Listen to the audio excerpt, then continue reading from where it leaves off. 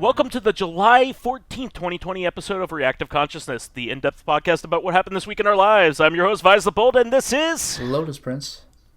And I have wonderful audio quality now. Hey. So, a little inside baseball. We were having some technical difficulties before the show, but we finally got our shit together, Lotus. Yeah, Vice's voice, for some reason, sounded like the way my voice did in my really old Let's Plays. And at the time, you might not have thought anything, because it was like 2010, but now, no. You don't want to hear Lotus, that. I never want to sound like you. And you never will. Thank God. Nobody wants this. So, we actually had a lot of interesting things happen this week. A lot of news from, cool people. I'm actually really excited for this episode. The top of the heap was that Devolver Digital had, a whole bunch of announcements. They have, their own kind of, almost like E3 thing happen every year, but they do it on their own terms and they do it online. I was going to mention that with the pandemic, it doesn't affect Devolver's performance in the slightest. They always did a pre-recorded bit that they would upload to E3. Yeah, during E3 is usually when they would reveal it, just because that's when people would be watching for that kind of thing. But it's always fantastic, and it's always a little different, but this year they really pulled out all the stops. Last year they did something super cool. They released the mini game collection. The D-makes of their own games. Yeah, which all turned out really good. Actually, the only one I didn't really like was the Enter the Gungeon one, just because it was really simplistic.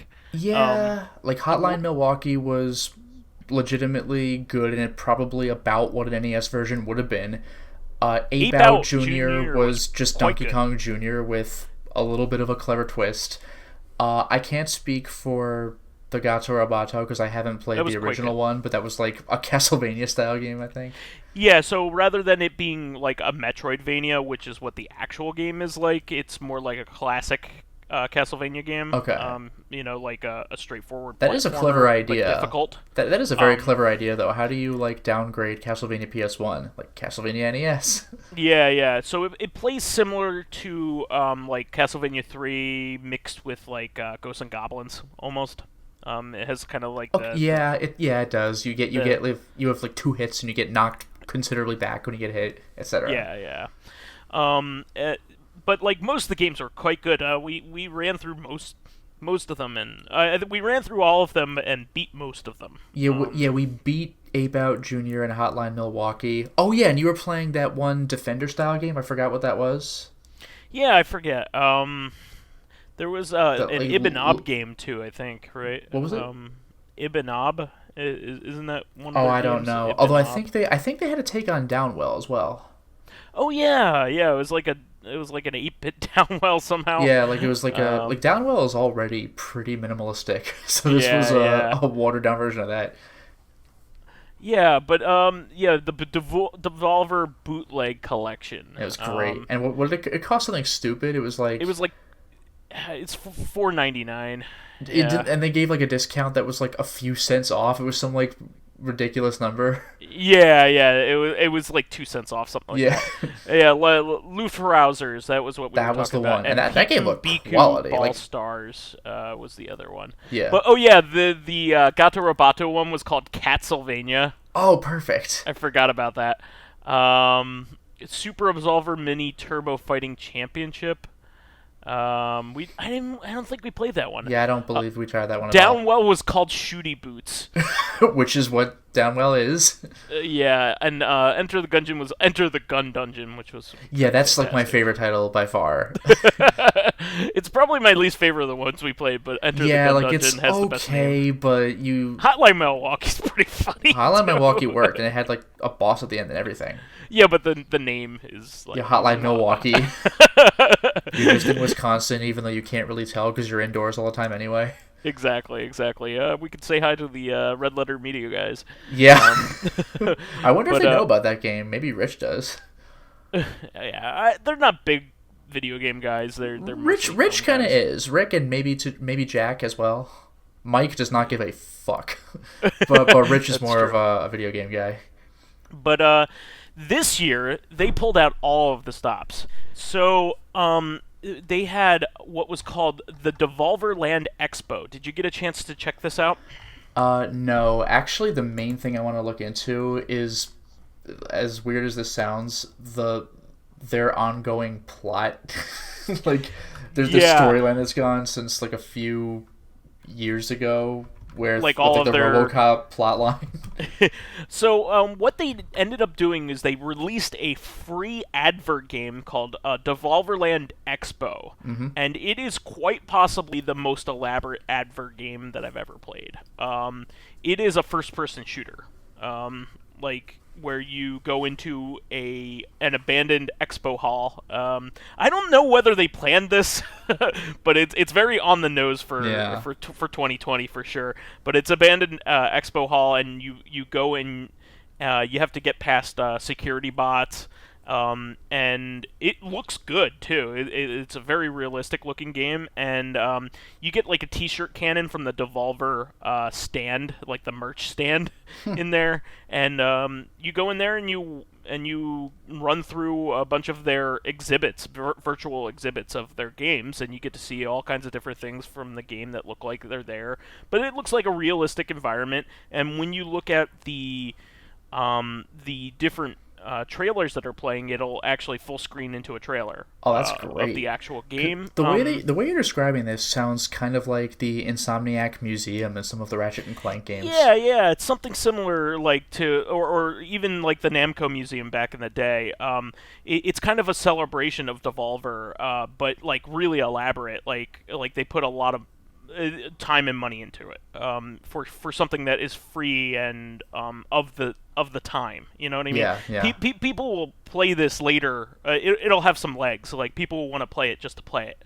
And there are collectibles in it to look at like not featured games that were unannounced that they're just going to hint at too as well. So there's some like secret stuff in there. And there's also a boss at the end of it, which is pretty cool. Nice. It uses like a gravity gun style physics towards the end of the game, and you basically grab discs and throw them back at the boss, that kind of thing, and throw bombs back at the boss. Very Half-Life 2-y. Like, where that's the whole thing at the end of the game. But in order to like make something like that, even this day and age, you'd still need to put a fair amount of time and effort into the game to make it work that way, and work that well. And it shines. I played it all last night. It was a lot of fun. I didn't get every single collectible in the game. I think I'm missing one, but that's it. It was a good experience. I recommend people just like download it and play it. It's a lot of fun. It has its own achievements and everything. It's on Steam. So the games featured in it, which is like the most important part of it, is Shadow Warrior 3 was like probably the big one. We talked about this last week, I believe. Yeah, just gave a little nod, but yeah. This one looks really cool because it looks like a lot of the weapons are themed around like Chinese like fireworks and things like that. So it looked like it was a lot of fun. And we praised the newer Shadow Warrior games last time because they're obviously a lot better than their inspiration. And of course this new series has legs. They're already on the third one already. So and it's not that old of a franchise, other than the original game. So the remake franchise is not that old, and they're already on their third game. So that's pretty cool. Serious Sam 4, which is exciting. I mean, this style of first-person shooter is kind of unique to Serious Sam these days. Serious Sam kind of is its own genre of first-person shooter. I don't like it came out in a time like the original Serious Sam came out in a time where games were getting more story focused. It was around like Half-Life 1, right? And people were craving more and more storytelling. So like there was a faction of people that didn't didn't like that style of gameplay. They wanted more like the old Doom style, where you kind of just go around and kill everything. But Serious Sam, to me, doesn't play like the Doom games ever did. It's all action all the time in that way, but it's more about crowd control than anything. And the old Doom games had elements of that, but like weren't all about it. There were moments of big crowds, but with the exception of a couple of enemies in the game, they were all very slow, and the crowd part was that they could all throw projectiles at you, so you have to keep circle strafing. But what you're describing sounds probably more like Painkiller, where just 1,000 guys are running at you, and you're just like, you're just doing what you can to give yourself some space. I would say Serious Sam and Painkiller are part of the same thing. It would be like first-person shooter version of like Smash TV almost. Yeah, that makes sense. Yeah. Yeah, I think that's like probably the most apt comparison, because you're in these big fuck-off arenas, and it isn't so much about exploration. There's a little bit of that, but it's more about like, hey, everything's trying to kill you, and you need to manage everything. Yeah, that's more like Painkiller 3. Painkiller 1 had levels and a plot. Yeah. Painkiller 3, the plot was still there, but it was really just giant rooms of just shit running at you. Yeah. Yeah, shooting giant waves of enemies and cool weapons. So, the new game looks beautiful. It looks really cool, and your old favorites back are like screaming headless bomb guy. That concept is so scary. A guy with no head is running at you, but screaming, and then it gets like, what? Closer and closer and closer. Where the fuck is this guy? I need to find him and kill him. Where is his voice coming from? Yeah. Is he like regurgitating this out of his throat? What's going on? That's terrifying. Yeah. I like the Serious Sam series. I've never like delved into it too hard, but I anytime I've ever played it, I've really enjoyed it. There's a new game called Aliha that looks really pretty cool. I think this is a pixelated one, if I'm not mistaken. Let me double check that, because it's hard to remember all of them. Olija or Aliha. Okay. Oh, okay. So this is the pixelated one that has it looks like almost like a Japanese older Japanese style, and that looks really good. Alija, I would believe that's what that is. Fall Guys, which looks like a lot of fun. I think this is a multiplayer game. I couldn't gather that from the trailer, because it's a minigame battle royale. Okay, so I was correct in that. So like basically you're running through these gigantic obstacle courses. Think Ninja Warrior or something like that, but cartoony, or American Gladiators from back in the day. And like all of your characters are all running around and things are smacking into them. And like the one that gets to the end wins.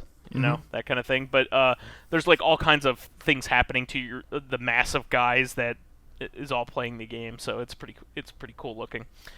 Carrion, which looked really neat. I've seen that. Okay. I've seen video previews of that before. Yeah, it's an interesting twist, because you're the weird, creepy, shapeless eldritch horror trying to just move around and kill and absorb things in your way.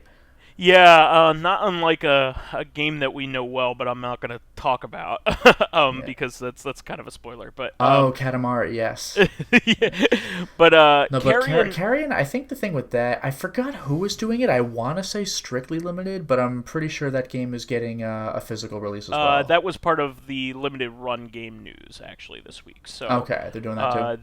Yeah, but Carrion looks really neat. It has the look of Out of This World or Another World, depending on where you're from. Yeah. It has very much a highly animated pixel art look that looks almost rotoscoped.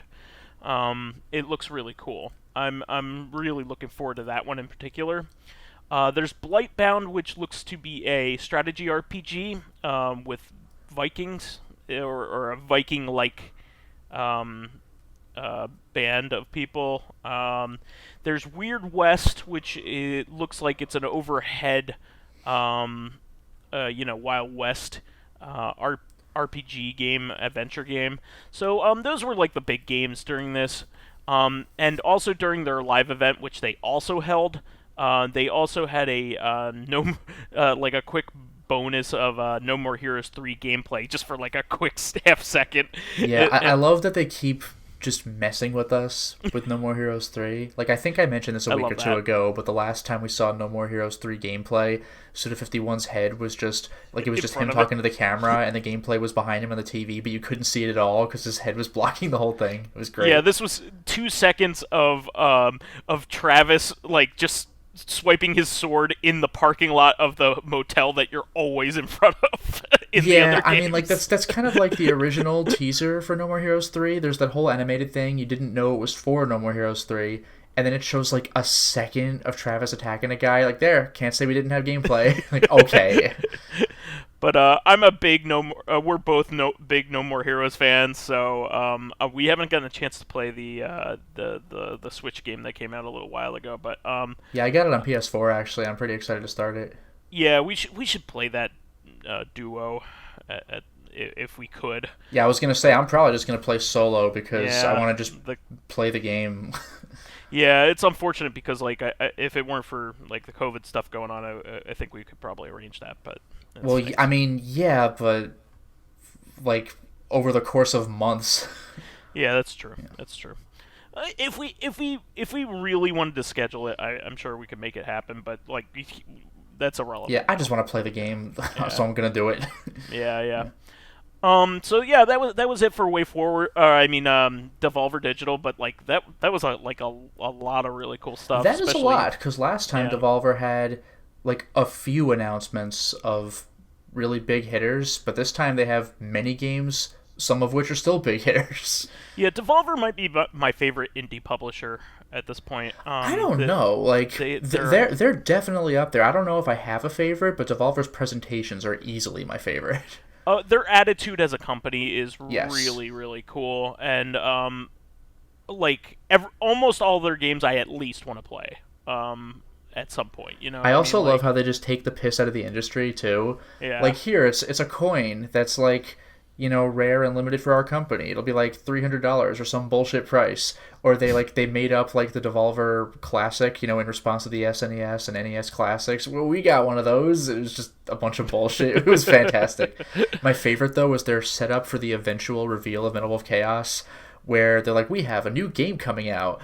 And it was like a Metal Wolf Chaos Xbox disc inside a Dreamcast. And they're like, what the fuck? This doesn't make any sense at all. It was amazing. It was great. But also around the same time, Wayforward had a gigantic bunch of announcements. Oh, yeah. Like, huge stuff going on with Wayforward, which is uncharacteristic. Usually they announce like one game at a time. They're very deliberate with their releases. They announced a whole bunch of stuff all at once. So on top of the heap, Shantae and Shantae's Risky's Revenge. This is the first 2 games in the series. Are getting Switch ports, and they're also getting the original Shantae is getting a reproduction Game Boy Color cart, so you could buy it for your Game Boy Color. And I think also Switch. And also, both of them are getting Switch physicals. Yeah, that's huge because Shantae has been like the only physical release it's ever had was on the Game Boy Color, and it is available on the 3DS's eShop. But the 3DS is on its way out, if not already out. The Switch kind of just took over. So the idea that they're making it available on the Game Boy Color again, because that game is several $100s, and on the Switch as well, that is just what that game needed. And Risky's Revenge, that was a limited run games title on the PS4 a long time ago. That's one of their earlier titles, so a lot of people missed it. So now it's getting the Switch treatment. Risky's Revenge was originally a DSiWare title, just to give you an idea. Yeah, that's getting there. But like, that was I mean, you could obviously get it digitally like any way you want for a while now. But the physical release was a very early LRG title, so it was easy to miss. So they're giving you another chance on the system you probably want to play it on anyway, like the Switch. Not only that, but this will actually get every Shantae game on the Switch at this point, I believe. Half Genie Hero is on the Switch, right? I think all of them are. Half Genie Hero, I think, was on the Wii U, and then it moved on. Seven Sirens should be Switch, I think. Yeah, let me see. And I think all of them are on PS4 as well, except obviously the original game. But I think everything has gotten a release on the PS4. Yeah, let me see here. It goes... There's Shantae, the original game. Risky's Revenge, Pirate's Curse. Yeah, Half Genie Hero, and Seven Sirens, right? Am I missing anything? Pirate's Curse is on the Switch. Half Genie Hero is on the Switch. Well, that's it. And I think Seven Sirens is on the Switch as well. Okay. Yeah. So that makes all 5 titles on the Switch, which is really good. And the 4 new games are on the PS4, but the Game Boy Color game is going to be, again, the Game Boy Color again, and on the Switch. Yeah, so, and this is also good because, apparently the port to the 3DS of the original Shantae, is buggy. Oh, really? I didn't even know that. Yeah, so it apparently, has some kind of weird save bug, that can be really detrimental to your, progress. Yeah. This is a rare case where I think I might actually double down on the original Shantae, because the Switch is really the way to go. Yeah. But at this point, I don't have a Switch, but I do have a Game Boy player, so I could actually make use of the Game Boy Color game, which is kind of how I wanted to play it for a long time anyway. Well, the Switch version, I'm sure, will have save states and things like that. Oh, no doubt. Yeah. So I mean, I'll also probably get the Switch version for whenever I finally just take the plunge and get a Switch. I've already gotten a few games for it. I think all of the games will have physical editions on the Switch at this point as well, on top of all that. So yeah, I think you're right. So that's kind of cool to have them lined up, all on one platform. Oh yeah. So, and they all run well too. So that's good. What else did they do? They also teased that they are going to.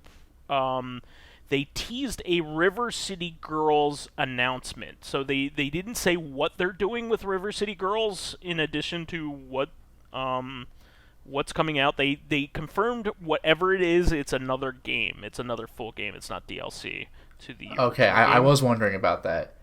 Maybe they're going to make 24 or 25 other River City Girl games, there are that many Kunio-kun games. So they're gonna make a River City Girls volleyball game, soccer game. Let's go. Well, that's actually possible. What if they release a mini game collection with River City Girls versions of all those, their most popular sports, volleyball or not volleyball, but and World Cup soccer. Yeah. Soccer and dodgeball are the 2 biggest ones. So sorry, I said volleyball. Yeah, my bad. Volleyball. They did make a volleyball game, but it wasn't a Kunio-kun game. Okay. Even though it did have the Double Dragon Twins in it, but I would say that out of all of the River City games, and there are a lot of them, especially at this point, they churn them out. Most of them are really good. Most of them are I would say that some of them are mediocre. None of them are bad. Some of them are really good, and only a couple of them are truly great. And River City Girls is on top. You know what they're gonna do is River City Girls and Battletoads and Double Dragon. Oh, don't play with me. But they would need Microsoft's help with that one. But they could do the Double Dragon characters are in a lot of the River City games. So that's the whole thing. River City Girls is in the Battletoads universe, which is really weird if you think about it. Well, they're certainly in the Double Dragon universe because they're shopkeepers. Who are in the Battletoads universe because there's that crossover. So which also means that they're in the Killer Instinct universe. This is stupid. They know Spinal somehow. Jago and Fulgore. River City Girls plus insane particle effects because it's a launch title. But yeah, I love Killer Instinct too. They know Spinal. But speaking of which, did they ever release a proper console port of Killer Instinct 2? Because yes. Gold, I don't think quite. Long time ago. Because Gold wasn't quite it, was it? So Gold was a poor port to the N64 of Killer Instinct 2. Yeah. It wasn't nearly as good as the Super Nintendo port of 1 was to 1. Because I heard the arcade version of 2 had some like weird stuff that the home versions didn't get, like busting through like walls on some certain levels or something for secrets. So Microsoft as part of like when they released the new Killer Instinct game, and that's quote unquote new at this point because it's been quite a few years. The newest one, you could buy a bundle with emulations of the 2 arcade games. Oh, so, great. Okay. So the only way you could play them is on Xbox One, but they're really good ports of them. Okay. Excellent ports and basically perfect. Better than playing an original machine, which has like failing hardware at this point. The River City Girls know Idol. They know Fulgore. Cinder. Glacius. The Killer Instinct arcade machines had hard drives on them, like that had weird DRM things going on with them. And a lot of them are failing at this point because they're old fucking hard drives from 1997, and they're just bound to fail at some point. And once those fail, like the entire thing crashes, and it's hard to get it back up and running. So it's kind of like the suicide boards that Capcom had for their CPS2 machines. But the Xbox One ports are excellent. I definitely recommend it. So, moving on from that, also like along with all of this, Extreme Sports, which is actually a cult favorite of Wayforward fans. So this is like a like skateboarding, extreme sports kind of RPG game that they made. So it has like RPG elements and stuff. Kind of like like Mario Tennis would, or Mario Golf would. Oh yeah, the GBA Mario Tennis. Yeah, or the GBA that game GBC was so games. good. Yeah, those games are great, but this is also getting a repro cart, like for its original system. I think is it a Game Boy Color game? That I don't know. Extreme Sports. Let me see here. When is Capcom gonna finish? A Game Boy Color game as well. When is Capcom gonna finish Resident Evil 1 on the Game Boy Color and release that? Never. Evil. But it is also getting a Switch port and a Switch physical edition, which is really cool. So they probably said to themselves, well, we're doing Shantae with a physical cart, for the Game Boy Color. Shouldn't we make like at least one other title? So that's probably what they're doing there. But this is a cult favorite. A lot of people like this game. But let me see here. Let's move on. They are also doing a physical of Mummy Demastered, which is an excellent cool game. An excellent game based on an equally excellent movie. It is the only thing that survived the death of the Dark Universe. You know what the best is though? Like the people wearing like the Dark Universe T-shirts, like this very specific. Really? I think they had those. This very specific relic of a very specific era. It's like having a T-shirt of the Tonight Show with Conan O'Brien for like 6 months. Yeah, you had to be there for that one period of time. Well, the thing is, like that controversy is like way long gone now, because like people know him more even for his current stuff. Which no, I know, but just good. Like if you have that shirt, it's like, how'd you get that? Yeah, I have a Neo Geo Pocket Color T-shirt. Nice. But also, this is an important game to get physically released because it is a licensed title. It's licensed by Universal, and we have another prominent Universal title that was delisted. You know what they need to do is sue over the title, like in 50 years, and then get called out for a second time. You fool! The Mummy is public domain now. Anybody can make a Mummy game. That'd be so funny. It's specifically based off the movie, so they're not gonna get away with that. They might let the Dark Universe Mummy go into the public domain. Nah, it's fine. Take it. The bandages, especially. But apparently they saved their like big announcement for Nintendo to announce, which like confused and this was a baffled baffling one. Yeah, there was a lot of people. hype around this because Wayforward's doing another game. And we're like, oh, what is this? Oh my god, People are were they doing? thinking maybe it was like a Metroid game or something. Oh, I Like saw an most of official the people Metroid thinking it'd be a Wario game. Yeah. But then Nintendo's like, no, it's third party, and everyone's like, oh, okay. What is third party Maybe a that Castlevania WayForward game. has not done a game for yet? Like, because it's like Shantae? No, they've already done a Shantae game. So there's this whole to do about what the game could possibly be.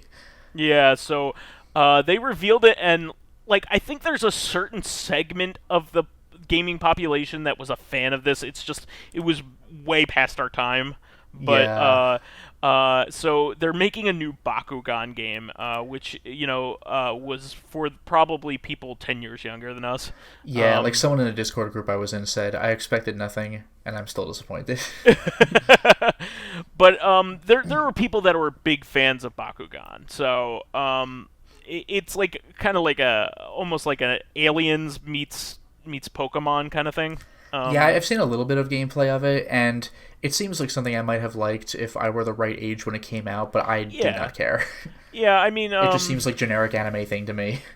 Yeah, I mean, all that stuff, all that stuff from that era. So just all the hype, and it's like Bakugan, like like that's the big save for last for like a mainstream audience. All right. Yeah, I mean, I think it had a GBA game at some point or something. Yeah, and I think I saw a title on. I forgot game. if it was GameCube or PS2, but one of those.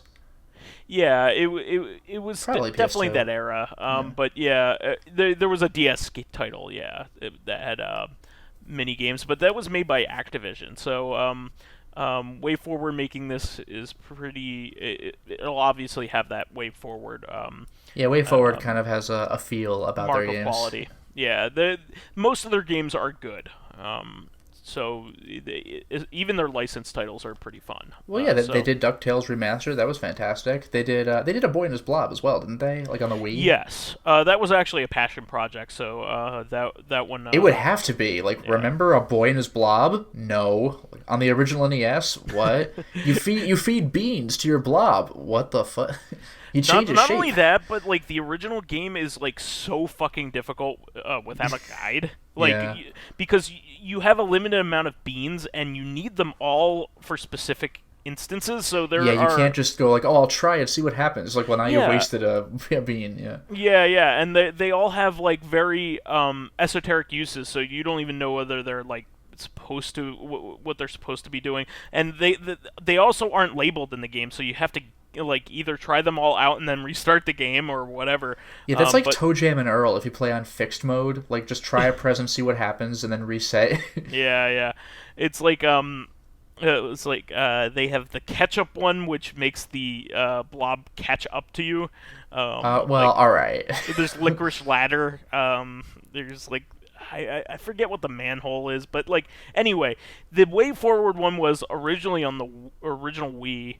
And that game was actually quite good because it was more about like solving a puzzle, and you had infinite beans, and each level was like a self-contained challenge. Okay. Kind of like I don't know, like like Norse by Norse West, the three Vikings, Lost Vikings. Yeah, the Lost Vikings. I love that that's your point of reference. Norse by Northwest. The second one. I just couldn't think of. I kept thinking of Three Dirty Dwarves, which is not the same game. Yeah, the Lost Vikings. Yeah. Yeah, Lost Vikings, but Three Dirty Vikings. It's a self-contained puzzle that you could beat. Kind of like Donkey Kong 94 or whatever. So that's pretty cool. I think that's pretty neat. So it's just one of those things. But I think we're pretty good on Wayforward. I think we hit most of them. And like all these titles, I think are getting limited run game versions. Like all their physicals are going to be published by limited run games. So Okay. I think that's an important thing. So that'll transition us into limited run games, who had a ton of announcements. I didn't even list them all because some I of didn't the even know them announcements all. I can see were like a bit older, and they're like, "Oh no, we're still doing it," but they got a lot. So they're doing a Boy and His Bob one, just to follow that up. Yeah, there you go. They're finally putting that on the Switch, and they're going to do a limited run version of that. But the exciting ones, Towerfall is finally getting a limited run release, which I'm excited about. Towerfall is one of our favorite party games. We love that game. Yeah, that's one of those games I play once a year because like I don't own it, but like my friends do, and when we all get together for MagFest, like we will spend one of the nights just playing Towerfall for like 2-3 hours. And it doesn't get old. It's a lot of fun. No, it's quick enough that you don't tire of it. Yeah. And it's also exciting. It's a good spectator sport as well. I would also say that the Switch version is probably the definitive version of that, because it has 6-player capability, whereas none of the other versions have that. I still prefer playing it on the Ouya. I was just gonna say the only game to survive, the only originally an Ouya exclusive game, the game that the system was known for, has since lived on for a lot longer. But like some favorite games here, Katana Zero is getting an LRG release on Switch. Yeah, that's a quality title. Yeah, that's a Devolver Digital title by what was it? Who made Katana Zero? That I forgot. It's one of the, I think Chef Boyardee made that. No. I think one of the guys from Barkley made that. Get out. Yeah. I'm not shitting you. Let me see here if I. I was gonna say I'll see if I could find information about it, but that's amazing if true. I see. It says programmer is Justin Stander. I think that's him. I hope it is, because that'd be freaking brilliant. But I know they have something in common, something like that. Okay. And Katana Zero. Yeah. Oh well. Yeah, I don't know. Maybe I'm wrong. But yeah, Shoemaker recently wrote ASCII Soft's Katana Zero. Yeah, so Shoemaker, probably the person who wrote this game. Okay. Yeah, so they have the writer in common. So yeah, somebody from ASCII Soft, was part of Tales of Games'. That's freaking great. But yeah, there's your factoid of the day. Yeah. But they announced all kinds of other stuff. So Trover Saves the Universe, made by Justin Roiland. You have Mighty Gunvolt Burst is finally getting a physical. This was pretty cool. They're doing a Monkey Island box set with the first 4 games. Yeah, that's a big deal. Everything LucasArts, not the final one, Tales of Monkey Island. They've really been going all in with the LucasArts stuff. Yeah, Pixel Junk Eden 2. Those Pixel Junk games have their fans. We already mentioned Shantae. Yes, the Shantae stuff. Space Channel 5 VR. Yeah, I'm very excited about that. Even before I knew it was going to get a physical release. Like, that's just... Man, that game is just begging for a VR. Like, Space Channel 5, are you kidding me? Like, that's a spectacle even without VR. I think it's a brand new game, too. It's like I think it is, title. yeah. Yeah. So Space Channel 5, 3. Yeah. Grandia HD Collection, which is a little contentious amongst Grandia fans just because it doesn't display it in the best... Fraulein. way. Yeah, Miss and Fraulein. That's my favorite. Yeah, but hopefully they'll get their shit together in time for the physical release of this game. I'm not betting on it. They have Garou Mark of Wolves. Yeah, you don't own that game yet. You should probably pick it up. I actually own the definitive version of it. I own the MVS cartridge. Yeah, there you go. I own the original arcade board, but no, I mean, this is one of my favorite games of all time. So I'm not going to seek it out and buy it again, but if I had it, I would enjoy it. Let's just put it that way. The new Super Meat Boy Forever, Papers, Please, which is a classic they announced title. Paper Please a while back, and we're just kind of waiting for them to release it. Like they kind of did in like a blind box if you got lucky enough to get it, but I guess now they're finally going to have a proper date for it. Yeah. Return of the Obra Dinn, which a lot of people really like that title. I'm interested in that one yet.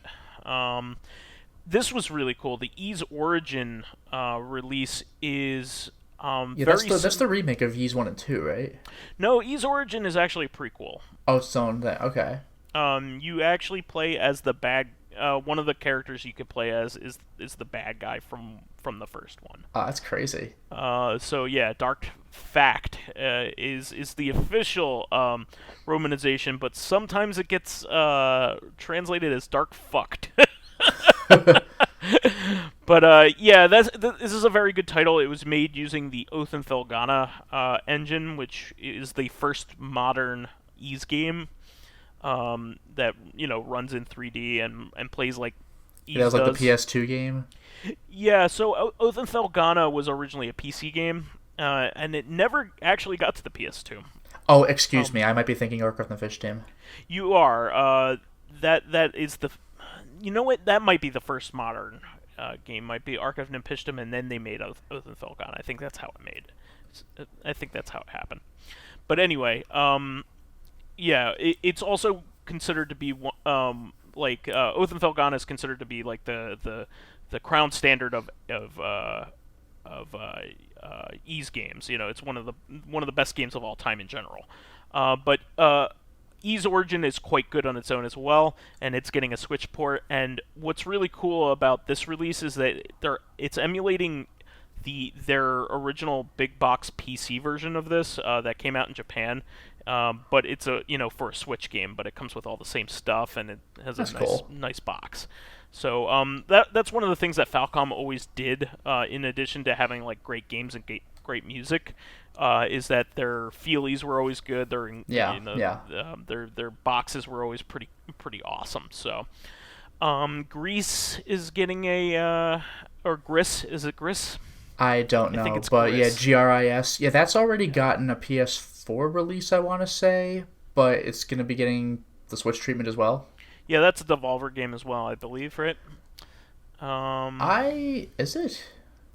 It is not. I mean, it was released by Strictly Limited, or it was in physical form, so maybe, because they really have an in with Devolver. Yeah, I think.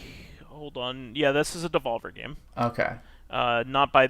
It's obviously by a separate studio, but they published it. Let me see here. My friend Pedro, which is fantastic. I love that game. And that's the reverse. That's already gotten a physical Switch release, but this time it'll be a physical PS4 release. Mm-hmm. Carrion, the game that we talked about.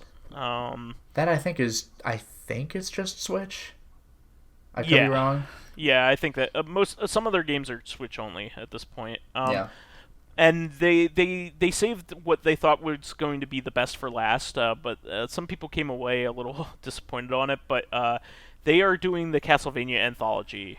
That's pretty cool. Which is really awesome. At long last, we can get a physical Rondo of Blood. That's pretty cool. Actually, Rondo of Blood is not on this collection. Okay, what was on there? I know it was Symphony of the Night. What was the other one? So, Rondo of Blood and Symphony of the Night are on a PlayStation 4 exclusive that's collection. What that was. Okay. But basically every other mainline title is on the Castlevania anthology. So it's 1, 2, and 3. The 2 Game Boy games are the Castlevania Adventure? Games. Yeah, the first 2 Game Boy games. That's actually a big deal. Kid Dracula. Okay. And with a translation, a modern translation. Yeah. And Super Castlevania 4. I think Bloodlines is on there too. That actually is significant then. Yeah, Bloodlines is on there. So, although actually, I got a question. Is it going to be both versions of Castlevania 3? Yes, actually, really? They include the Japanese version and North American version with the enhanced soundtrack. Mm-hmm. Wow. Okay. I might actually, go this for is a fantastic anthology. So it's every to 16-bit game besides I guess besides Rondo Rondo of of Blood. Blood. Yeah, except All for right. Rondo of Blood and the Super Nintendo version of Rondo of Blood. And the 8-bit MSX game. So yeah. Oh yeah. Yeah. Okay. So most of them though, and not the third Game Boy game, the Legends. Oh, I forgot about Yeah. that. Okay. Yeah, but that you one's would not. just would just be the icing on the cake though if they had the WiiWare one. So like the remake of Castlevania that's Adventure what everybody's 1. hounding them for. Everybody wants those Konami Rebirth games rescued from the Wii WiiWare. But Yeah. no, we'll talk more about that. I want to see at a later LRG time. do a complete shit post release that it would cost them money. They would not make money off of this, but I want to see them do fucking Stone Keep Bones of the Ancestors. It would be the dumbest business decision ever, but I want to see that happen. On a Wii disc, please.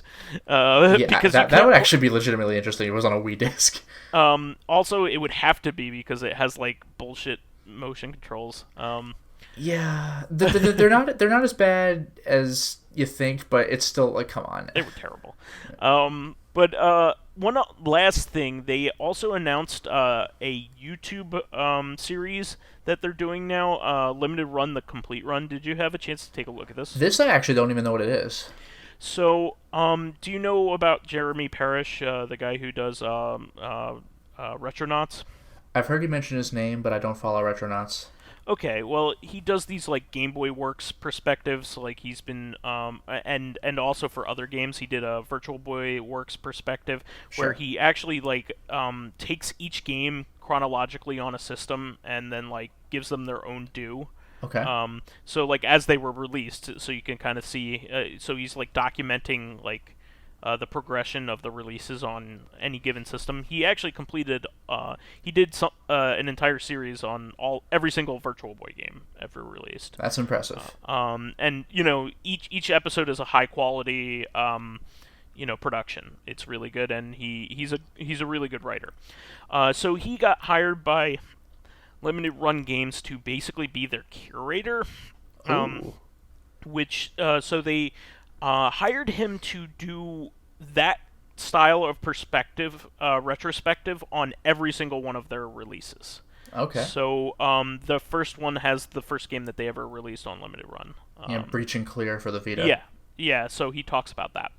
And his job is to finally catch up and then do every new one. So he's gonna have to do a deep dive in House of Fata Morgana, this giant visual novel, which is great. And a fantastic thing to do. They're preserving their legacy and also making a celebration of each of their releases by doing this. So Octodad, Dadliest Catch, baby.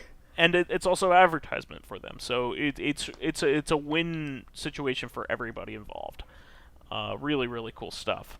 So I'm excited to watch that because there's quite a few games that are still unsung, even though they were even limited run games. I know nothing about some of their titles, so I'm excited for that. Moving on, we get to some of the smaller stuff, But there were new games added to the NES and SNES Switch apps, and quite a big one here, actually. Donkey Kong Country was added. That one's definitely one of those, where were you this whole time kind of games. Well, you got to remember that Rare is a Microsoft property, so they have to work out a deal with Microsoft.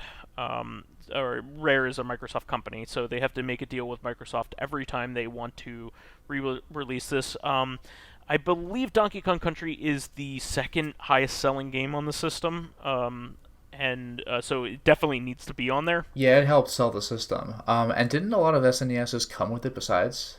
Yeah, so the number one was what? Super Mario World? Super Mario World, because it came with every system in the beginning, but Donkey Kong Country was also became a pack-in later, but it also sold incredibly well. Yeah, I heard that oh wow, this is embarrassing. Oh yeah, I heard that Miyamoto kind of got salty that Donkey Kong Country did as well as it did.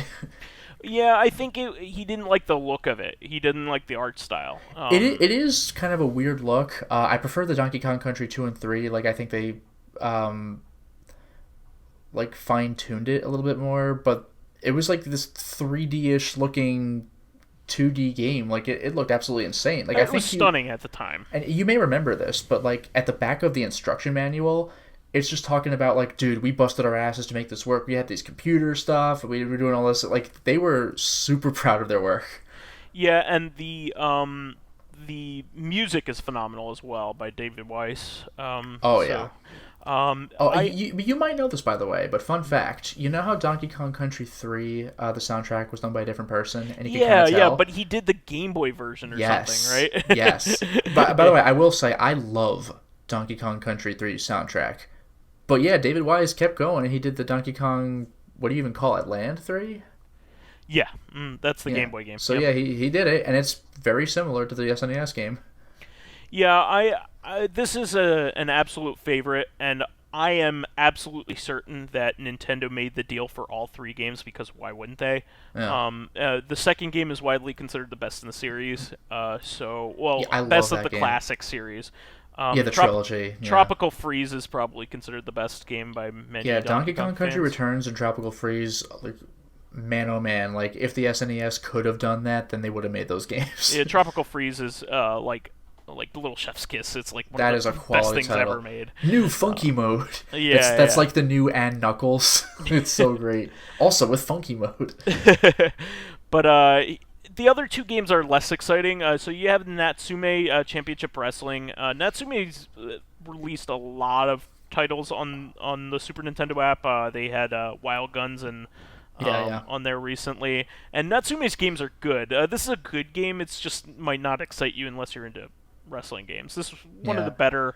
Or unless you're SNES. one of those, like I've been getting into FromSoft, just like, let me just play everything FromSoft did. Like, if you're a Natsume fan, then that'll please you. Also, the big draw for this one is not the U.S. version, but like if you're in Japan, this will bring you back memories, because this was an officially licensed All Japan Pro Wrestling game. So like this had actual wrestlers in it, and they had to change them for the North American release. Sure. But this is more important to our friends across the sea. This is a good game, so it's not a throwaway title. The next game, on the other hand, oh boy, a game so good that the Angry Video Game Nerd did a video on it. I mean, to be fair, he does some good games. I mean, he has an Earthbound episode. I mean, but with the Immortal though, like, that was his experimental review. That was the one where the entire review was in one take. Which is fucking crazy. He said it was the hardest one that he's ever done. Not only did he have to do that, but I think it was Mike Matei on camera had to do the camera work perfectly as well. Yeah, and he had his own like set of instructions, because he had to move back and forth and follow him and all that. And you could see he's like wearing this setup, like, with the camera on him to make it work. Man, that was ambitious. Yeah, he's and changing rooms and shit. They said it was even harder than making the movie that they made. The movie. Making a movie must be such a bitch, but like you can try again. Like, you didn't have to do the whole movie in one take. Well, I think mostly with the movie, just like running on budget is like one of the toughest things to do. Yes, and keeping track of all the moving parts. The Immortal is kind of an infamous title for the NES. So it originally was an Apple II GS game that Electronics released way back in the day. Look, I mean, it's one of those games that makes me think, like, it's not as bad as everybody says it is. It's just that... Is. Well, it just makes me think, if you had a guide, you would see what the game was trying to do, instead of just like, oh, I fell in a pit that I didn't know was there, now I'm dead, fuck this game. Like, the combat is obnoxious. It doesn't make a whole lot of sense. It's a lot of button mashing. Like, even with a guide, even knowing exactly what you're doing, it seems very random. But it is known for its graphic violence, like the death animations and things like that. Yeah, and the combat screens, like the characters look a lot higher quality because it goes to combat mode where it's like a close-up of you and your opponent, which is pretty cool for the time. Yeah, I would say that this is one of those games that like you may just want to watch a YouTube video of because it looks neat. Um, Yeah. and it sounds neat. Like the Yeah, you music don't is want to cool, actually try going through it but yourself. playing it is extremely frustrating and not fun. And also the Genesis version is a lot better, I would say. So, but you're getting the NES version with this one. So, Yeah, of course. some people are speculating as to why this title, but I have a sneaking suspicion that it might be owned by Pico Interactive. The rights might be owned by Pico Interactive, which is a company that buys out the licenses for old games that nobody wants and distributes them in modern ways. Huh. They are the reason why Eliminator Boat Duel is on Oh, yeah. is on that. I found that out later. They're a weird company. They'll grab any license that they can in order to. Well, no, I appreciate that. Like again, going back to Red Letter Media, we mentioned that way early in the podcast, but like they've brought up at least one company that just takes bottom of the barrel movies from like the 80s that were long forgotten, and they're like, yeah, we'll put them on Blu-ray, charge a couple bucks for them, like just to preserve this weird stuff that you might be interested in because you never heard of it. Yeah, so they're known for putting Supernova's Arc 3D on Steam. That is legitimately appreciated though. That's one of those meme games. It's like Chex Quest. It's Doom, but not really. Power Punch 2, which was a game that started off as a Punch-Out sequel that they had to that Nintendo thought was too shitty to be a Punch-Out sequel. So is that when they're the robots? Yeah, no, you're fighting robots and aliens in it. Yeah, like that sounds like that's exactly the direction, like what a cool direction to go in, but I've seen footage. It's not spectacular. They have Eight Eyes, which is a terrible Castlevania clone for the NES. Let me see here. Just Super League of Hoboken. You can thank them for that. That's appreciated. I will thank them for that because that game is actually good. Radical Rex, which is a favorite. Wow. Nightshade for the NES is on Steam because of them. Not to be confused with Nightshade on PS2. No, which the is a NES completely different thing. Yeah. They're all over the place with their licenses. They have 40 Winks was originally a PS1 title game, and they recently completed the N64 version of that and are releasing that on cart. Yeah, that's actually. I might want to get that for the novelty alone. That was one of those games where you might have seen an ad in an old gaming magazine for it, and then it just never happened.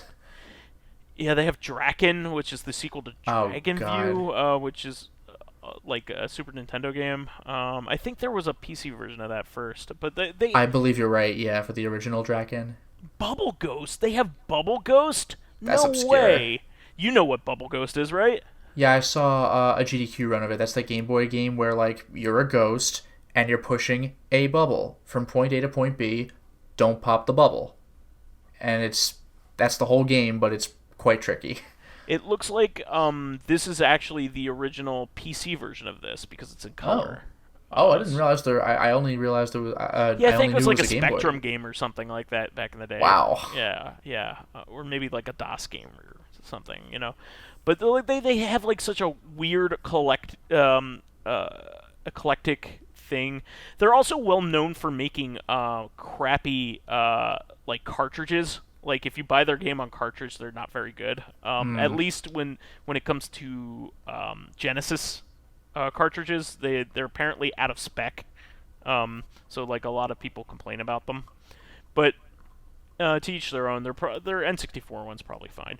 But yeah, so they buy licenses and distribute games that are like maybe don't have many fans, but they think have some kind of value. So, yeah, I appreciate that. Yeah, Water Margin, which is actually a Chinese game that they modernized and brought. It was a Chinese Genesis game, I think, and they ended up. It's a beat 'em up, and they ended up bringing it to the United States, I think. So yeah. I mean, so I suspect that they somehow got the Immortal license, because I don't think Electronic Arts would waste their time.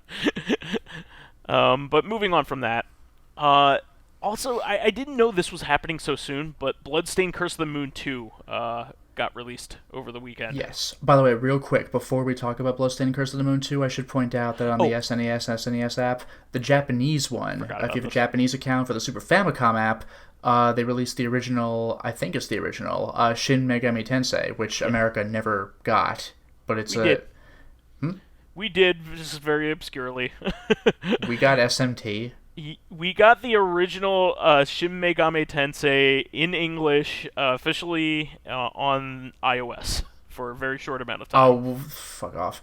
But yeah, but like, it happened. Because a lot of people know about, Shin Megami Tensei, Persona, but like Shin Megami Tensei, that's the whole title of the game. There were two of those. I guess the first game was Megami Tensei, and then on an SNES or Super Famicom, it was Shin Megami Tensei, and then the first Shin Megami Tensei game that America got, that's not Persona, like Shin Megami Tensei 3 is Nocturne on the PS2. And then we got 4 on the 3DS later. Yeah, we got 4, and it was just called Shin Megami Tensei 4, which I actually quite appreciate. Yeah. And then the I don't even know what it is, the expansion to that or whatever, called Apocalypse? It's a sequel. Okay. But Shin Megami Tensei 1 is the one that they got. Shin Megami Tensei is the second game in that vein. Like, the first game is just Megami Tensei, I believe. Well, there's a Megami Tensei 2 as well. Now I'm just confused. But this is the first time it's not actually like based off of the novel series. So Megami Tensei is based off of like a novel. Yeah. And then Shin Megami Tensei is like new or true Megami Tensei. So, but yeah, this is where the modern series starts. Is on the Super Famicom.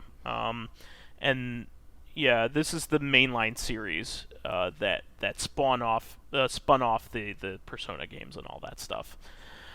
But it's a shame that we don't have access to it, because it's clunky and tough to play, but it's like historically significant, especially these days when SMT games are popular. Bloodstained Curse of the Moon 2. I'm super excited to play this because a bunch of new side characters that you can switch into, or playable characters that you could switch into in this game. You could play as the nun. And also you could play as a dog that pilots a train mech. All right. Like character that was never in the original Bloodstained game. And I think one other character, but yeah, I'm super excited to play this. Kurt Collada did a review on it for Nintendo Life, and he's friend of the show, and also the original curator of the Castlevania dungeon. He wrote basically like it's another good game, but like not like a gigantic leap from the first one. It's just like more of the same and also better, but like not like far and away way super improved, you know what I mean? It's not like that, but like if you liked that, which I did, I loved it. Then here's more of it, and with some more challenge elements and new characters and new bosses. The bosses are gorgeous in both of these games, so I am like super excited. Deadly Premonition 2 releases on the Switch to infamy and fame. Yeah, like I saw people complaining about the frame rate. I was like, dude, did you see the first game? Because I thought it was something like people complaining about how Shenmue 3 plays when it's just what you'd expect from Shenmue 1 and 2. But I saw a clip of Deadly Premonition 2, and that frame rate is inexcusable, especially considering it was made like it's not a port. It was made for the Switch. Like. That is, I hear they're gonna patch it, but that is like inexcusable. Yeah. So the original Deadly Premonition, for people that didn't know, is a cult hit. That's a very strange game and also janky as hell on top of it. Yeah, released on the original Xbox, but it got a director's cut on Steam the 360. and PS. 360, excuse me, and I got a director's cut on Steam and PS3. Yeah, the PC is actually probably the worst version. Yeah, I heard the PS3 is the way to go. Well, actually, the Switch version of Deadly Premonition 1 is the way to Yeah, go at this that's point. brand new. Yeah. Apparently, that's the best way to play it because it has the least amount of jank. But the game itself is super charming and also very odd. So Very like, odd. yeah, the things that you can do in it are things that you couldn't do in any other game. You can like skateboard out of nowhere in the second one. Like you could just like your character is an FBI like agent. You're going around in a trying to solve a murder, and you could just just pick up a skateboard and start skateboarding. Like, he has no reason to do that. You would never see any other FBI agent in any other game just be able to do that. And he's also like a straight character. Like he's not goofy. But like the fact that he's a straight character doing all of these goofy things makes it funny. So yeah, like you have to shave in the morning. Like oh wow, it's really crazy stuff. So that's like Kojima levels of esoteric. Well, that's or not why esoteric, but people specific. like the first game. It's super weird. It also borrows a lot from Twin Peaks. Yeah. So like if you're a fan of that or a fan of material inspired by Twin Peaks, which there's quite a lot of, especially from Japan, unusually. Link's Awakening is actually you can actually thank all of the weird elements of Zelda basically stemming from Twin Peaks. Yeah, and 42H Shibuya Scramble had a couple of references like with names. I don't even know if it had anything to do with the plot, but just the names. There's like a guy called Leyland Palmer just for no reason. Yeah. Like, all right. Alan Wake has a bunch of Twin Peaks references as well. Yeah, the only I haven't watched Twin Peaks. The only reference I'm aware of is that there's this one woman who's always like cradling a lantern, and she's supposed to be like the log lady. Yeah, that's the only thing that I had heard about. But the diner looks exactly like the Twin Peaks diner. Okay, because I was gonna say anything else about Twin Peaks is just over my head. Well, when you hear about Twin Peaks references, typically they're only referencing things that happened in the first season, which is when the show was super popular. Yeah, there were 2 seasons and then Firewalk with Me? Yeah. No, they made like 2 or 3 years ago at this point, they made a 3rd season. That's what I'm saying. Firewalk with Me? Firewalk with Me is a movie. Oh. And there's a 3rd season. Yeah, Firewalk with Me is a prequel. Oh. And it was a theatrical movie. Okay. And these are famously headed by David Lynch, who's a very odd filmmaker, but a very rewarding one if you like his stuff. Yeah, he definitely has a way of doing things. The only thing of his I think I've ever seen is I've seen parts of Dune, but Eraserhead. Did you see any of The Elephant Man? No. Okay. Blue Velvet is a good one to watch. That's where Dennis Hopper. Yeah, Dennis Hopper's a terrifying psychopath. Freaking maniac. Yeah. I have not seen that one either. That one's really good. You also have Mulholland Drive, which is probably his most famous movie. Yeah. And then you have like things like Inland Empire, which I know nothing about. But he's made a lot of weird stuff. He also made like a newspaper comic that was very surreal.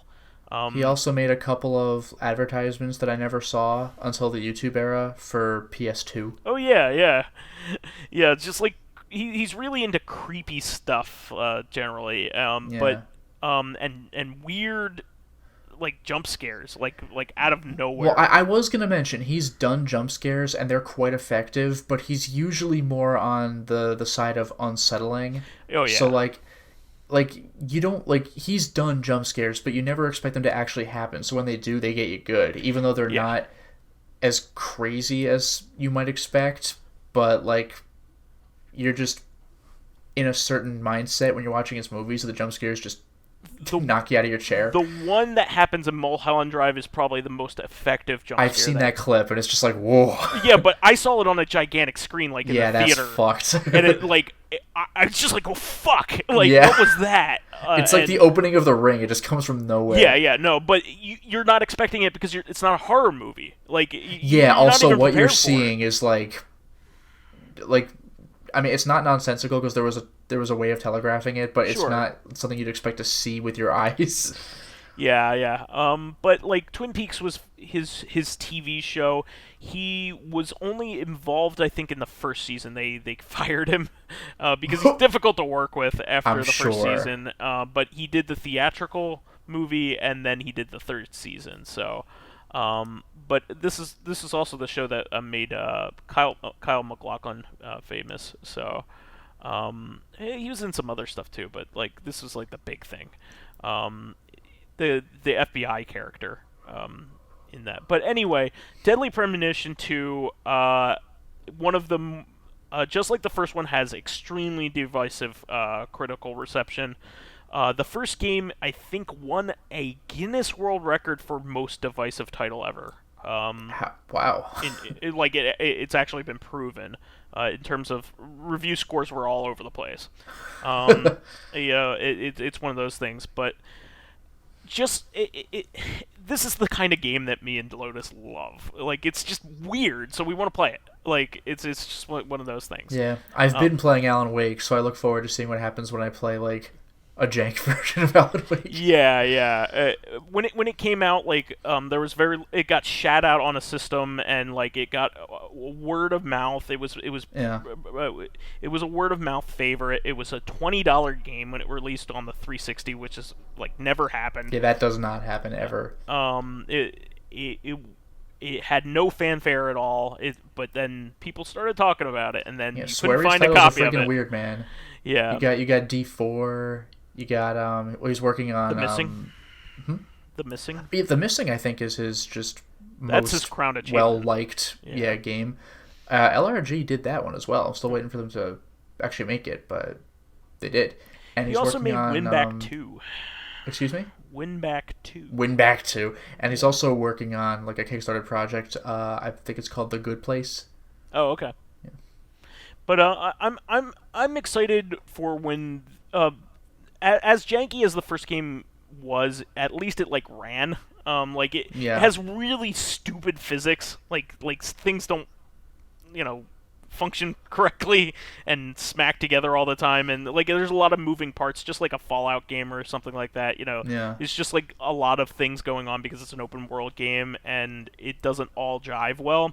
But at least the frame rate was consistent in the first game, is what I've been hearing from people, and this like frame rate isn't inexcusable. It should be at least consistent, not like it can be bad, skipping. but like but not like lock it at 30 frames if you gotta, come on. But I'm sure that will be picked back up again. I recently ordered the physical version of the Switch version because I haven't, despite me owning like the original 360 version of the game, and I also have the Steam version. I just want to play the best version of the original, so I picked that up on Switch recently. It was on sale. I'll stick with PS3, but I do look forward to picking up the second one. Yeah, so I'm looking forward to it. I should also mention that this is a Switch exclusive game. Second one, yeah. Yeah. So, moving on from that, Paper Mario: The Origami King is coming out this week. Apparently, like some of the early stuff on it makes it sound kind of weird. So apparently there's no experience points in the game. That's like the one thing that has come out that like people think is odd, especially considering that the game,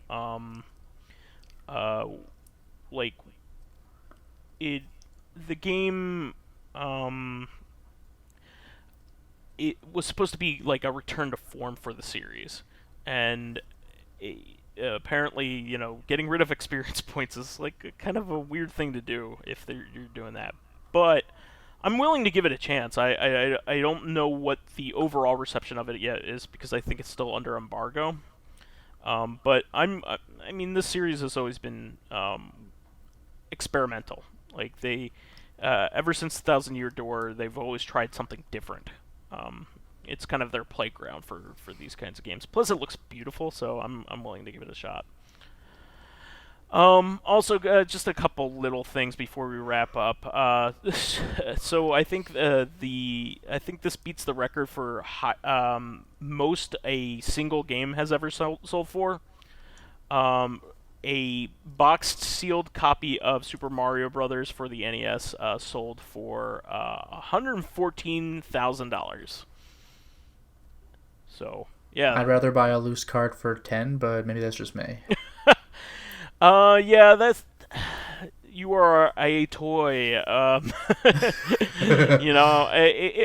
can understand the appeal of this kind of thing, but it's also like, Well, it's fucking Mario though. Like, yeah, I know it's rare to find it sealed, but Mario's like the most common game you could find. Just like what are you doing? yeah, but it's iconic. I mean, it's also about supply, but it's also about demand. You know, that kind of thing. Like, why would I want like a copy of Taboo: The Sixth Sense? You know, it's much rarer, but than Super Mario Brothers, of course, because it's a packing game. But it's just one of those things. Um, I don't understand buying a game like that for that much money, but here you go. Also, one of these sold for $100,000 a little while ago, and it was an earlier printing than this copy. So apparently, people are saying, "Hey, somebody's investment appreciated." So I don't know. You also have to find somebody willing to buy it. I'm sure there are very few people out there willing to spend $100,000 on a single On fucking Mario. most Yeah. common title for an entire system. But whatever. Moving on, I just quickly wanted to mention this because we occasionally talk about the Everdrives and the Mega SD and all those things. So the Mega Everdrive Pro came out recently, and that was the Everdrive's upgraded version to compete with the Mega SD. This is the flash cart that you can use on the Genesis, and both of these carts were well known for allowing you to play Sega CD images off of them without a Sega CD hardware. One of the major differences between the two is that the Mega SD has this feature called MD Plus games. Kind of like on SD to SNES, if you followed that, you could play Redbook audio, like CD quality enabled cartridge games on that. Like it's really cool with like Donkey Kong Country 2, for instance. You could play like a CD quality soundtrack on that. Sometimes like people would add like rock remixes to certain things. Probably the best example that I can give this that was really cool is that Rock and Roll Racing had a bunch of ripoffs of actual rock and roll songs, and somebody like hacked together an MD Plus version of this where you could play Rock and Roll Racing with the actual songs, like Paranoid from Ozzy Osbourne, for instance, playing in the background while you play it, which is really cool. It was something that would never be able to do physically. I'm sure somebody out there has put like Michael Jackson's music back into Moonwalker, that kind of thing. Yeah, yeah. But the thing is, they had this MD Plus feature for the Mega SD, and like there was an equivalent on the Mega Everdrive. So you could say that the Mega SD beat it out because this has this extra feature, and it's also like a proprietary format. You need a Mega SD to use it. Well, the guy who makes the Everdrives was like, I don't like that it's a proprietary format. I'm gonna do something different, and people were like, what? And he's just like, yeah, I'm going to do something that you can use anywhere. So he came out with this MSU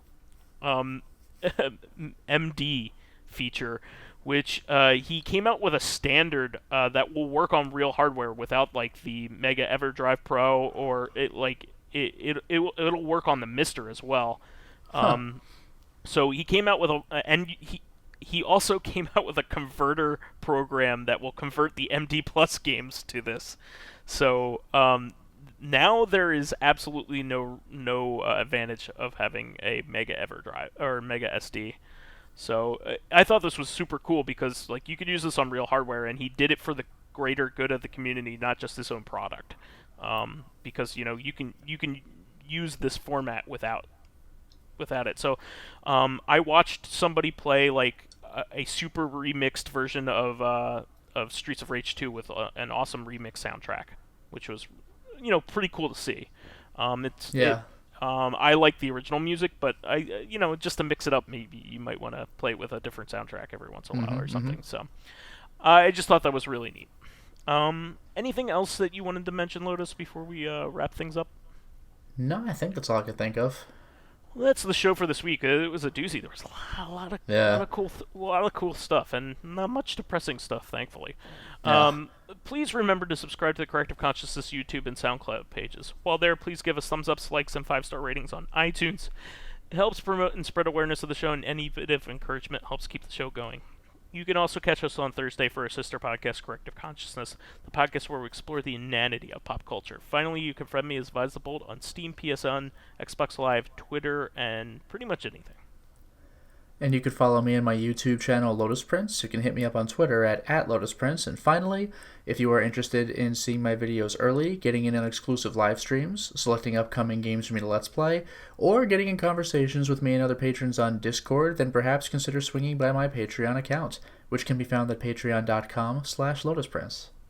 All right, everyone. We will catch you for another episode of Corrective Consciousness, where we will do a very nice profile on delisted games. We'll catch up with you then.